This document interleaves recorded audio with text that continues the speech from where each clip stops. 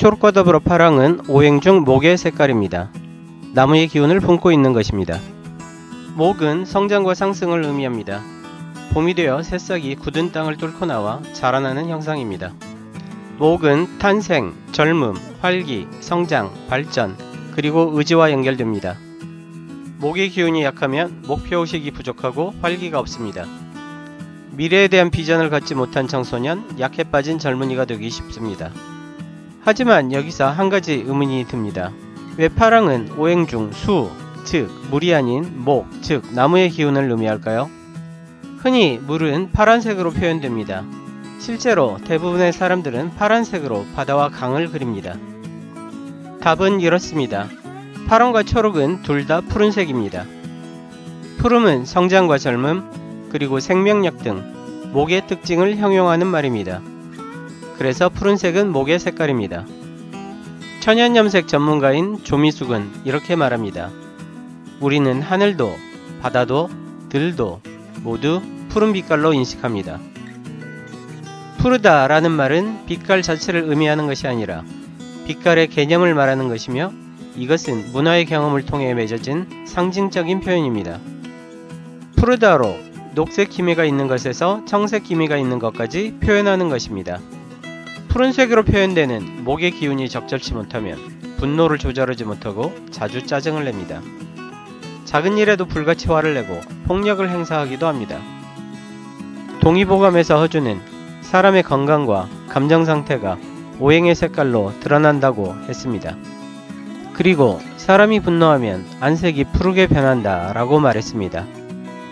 인체에서 간은 목에 해당하는 대표적인 장기입니다. 그래서 간에는 푸른색의 채소와 등푸른 생선이 좋습니다. 간이 독소를 해독하지 못하면 피곤하고 간과 더불어 쓸개에 결석이 생기며 고지혈증, 동맥경화, 고혈압, 당뇨 등 대사증후군을 유발합니다. 현기증, 황달, 간경화, 간염, 간암의 원인이 되기도 합니다. 또한 눈이 피로하고 항상 충혈되어 있습니다. 눈과 간과 쓸개가 목의 기운으로 연결되어 있기 때문입니다. 적절한 명도와 채도의 파랑은 눈과 간의 스트레스를 해소하여 마음을 안정시키며 집중력을 키워줍니다. 파랑이 주는 느낌은 자유로움, 평화로움, 조화로움, 고요함, 그리고 깨끗함입니다. 청명한 가을 하늘과 잔잔한 바다를 연상케 해주는 색으로 마음을 맑게 씻어줍니다. 실제로 파란색의 공간에 있으면 맥박이 느려지고 심장 박동수가 줄어들며 신체 고통이 완화됩니다. 파랑은 두통을 가라앉히고 고혈압을 치료하는 효과가 있으며 근육의 긴장을 풀어주기도 합니다. 또한 불면증에 수반되는 편두통에도 효과적입니다. 하지만 파랑은 식욕을 억제하므로 주방에 쓰기에는 부적절합니다. 우울증을 앓는 사람이 피해야 하는 색이기도 합니다. 파랑은 목 중에서 음목에 해당하기 때문입니다.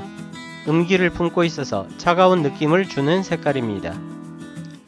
특히 진한 파랑은 강한 수기, 즉 물의 기운을 내포하고 있어서 기분을 가라앉히고 마음을 무겁게 합니다. Love is Blue라는 팝송처럼 파란색은 우울한 감정을 초래합니다. 파랗게 질리다, 파란 멍자국과 같은 표현에서 볼 수 있듯이 공포와 상처를 나타내기도 합니다. 하지만 부드럽고 연한 색감의 파랑은 심신의 안정과 건강을 유지하는 데 도움이 될 것입니다. 구독과 좋아요는 영상을 만드는 데 큰 힘이 됩니다.